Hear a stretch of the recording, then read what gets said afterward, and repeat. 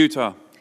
Mr. President, it's with mixed emotions that I stand today to honor my friend, my colleague, my mentor, the senior senator, the gentleman from Utah, Orrin Hatch. This year marks the end of an outstanding 42-year tenure serving the people of Utah in the United States Senate. In that time, Senator Hatch has made an indelible mark on our state, on the United States Senate, and on this nation. People who follow Washington politics closely know, of course, what he has meant to this institution, but also to his party, to his state, and to the Republic.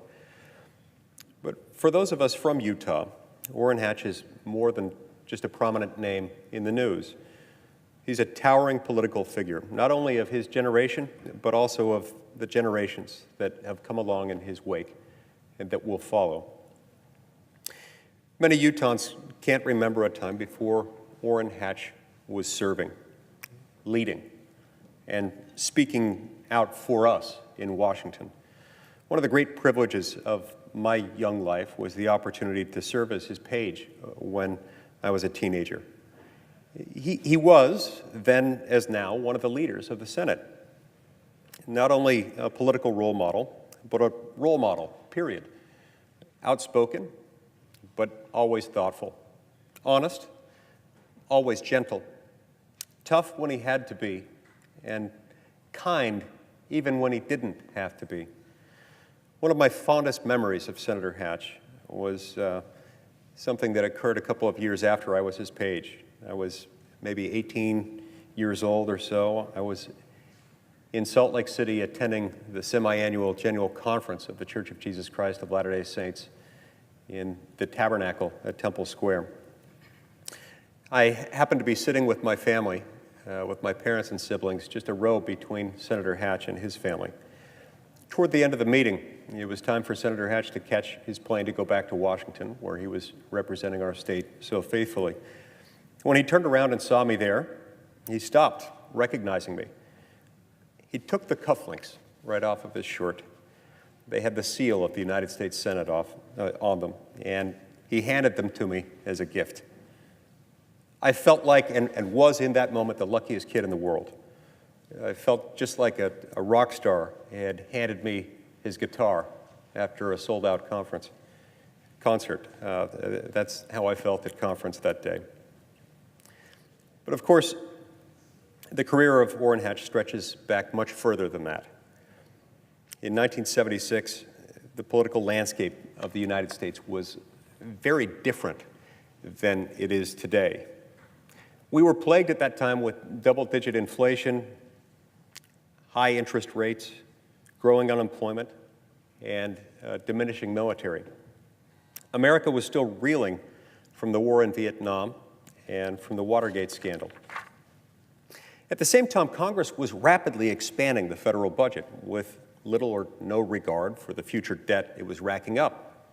Washington was governed by the belief that government was the answer to every problem and that ordinary Americans could not be trusted to make decisions by themselves. It was in this environment that Orrin Hatch, without any previous political experience, without having held previous political office, or according to experts, much chance of success, stepped up. And he stepped up in a very big way. As he wrote in one of his memoirs, quote, "I could not escape the powerful and persistent belief that my state and country were in serious trouble, headed down a dangerous and destructive path, and that if given a chance, I could make a difference. I felt it was my duty, my responsibility, to run and at least give voice to my concerns and my ideas for remedying what was wrong. It was my obligation to give the voters another choice," close quote. So Orrin, the son of a tradesman who grew up during the Great Depression in a ramshackle house built from recycled lumber, did just that. He defied the pundits, and he took the plunge.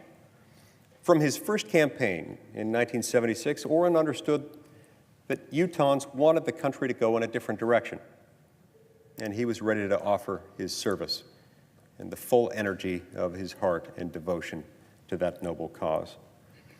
Against all odds, and with a whole lot of work from Orrin, from his family, from his faithful band of supporters, Hatch beat the incumbent Democrat by a solid margin. Thus began his long and now famous career in the Senate and his many years of striving to serve the interests of Utah in the nation. For more than 4 decades, Orrin has not only been engaging in the great debates of his time, he's been leading them. As I see it, the thread that runs through Senator Hatch's politics is trust. His trust in the American people, his trust in the Constitution of the United States, his trust in this great institution that is the United States Senate. That trust of consumers, producers, workers, and families is why he's such an effective advocate for the free enterprise economy. It's why he sponsored a balanced budget amendment in to the U.S. Constitution some 17 times, and whence his nickname, Mr. Balanced Budget, from Ronald Reagan originated. In shepherding the historic tax reform law we passed last year, Senator Hatch adopted an inclusive, open-minded approach that succeeded specifically because he trusted his colleagues, because he invited them into the process, and he allowed them to make their own mark on that legislation. He trusted his colleagues, and it worked. His work in the 1980s, helping to create the modern generic drug industry, was based on the same principle, trusting the American people and the American economy to make good decisions for individuals, for families, and for their health care. We all know the honors and accolades. They include President pro tempore. They include being a recipient of the Presidential Medal of Freedom. But Orrin would be the first to tell you the real legislative legacy that he leaves behind is the work of a senator who has sponsored more bills that have become law than any other lawmaker alive today. Look at the stamp he leaves on the Senate Judiciary Committee alone, for example. Not just landmark legislation, like the Religious Freedom Restoration Act, which guarantees robust protections for all Americans to live, work, and worship according to their beliefs. This legislation itself leaves behind a solid, proud legacy, one that will last for generations. Senator Hatch has also, just within the Senate Judiciary Committee alone, been involved in the selection and confirmation of federal judges, not just in Utah, but across the country. And every current member and many past members of the United States Supreme Court. That, too, is a legacy that will far outlast his time in the Senate, still by many, many decades. And yet, despite all the history Orrin has made in Washington, his story is even more impressive. He's been a loving and devoted husband to his wife, Elaine, for 61 years. Together they have 6 children, 23 grandchildren, and 24 great-grandchildren.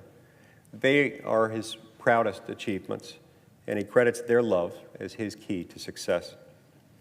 Despite decades at the very pinnacle of American government, Orrin believes the most important years of his life were the 2 spent serving as a missionary in the Great Lakes mission of the Church of Jesus Christ of Latter-day Saints. As Senator Hatch mentioned in recent remarks, an article of our faith is that if there is anything virtuous, lovely, or of good report, or praiseworthy, we seek after these things. And this is indeed how Orrin Hatch has lived his life, and the way in which he has faithfully served God, family, his country, and his state. Utah and the United States of America as a whole are better off for his service since he decided to run for the Senate all those years ago. I'm grateful for all the time that he has dedicated to the state of Utah and for the personal encouragement he's given me. And from the time that I was his page to the past years that I've also been his colleagues in the United States Senate, it's been an honor to serve with him. Thank you, Mr. President. I yield the floor.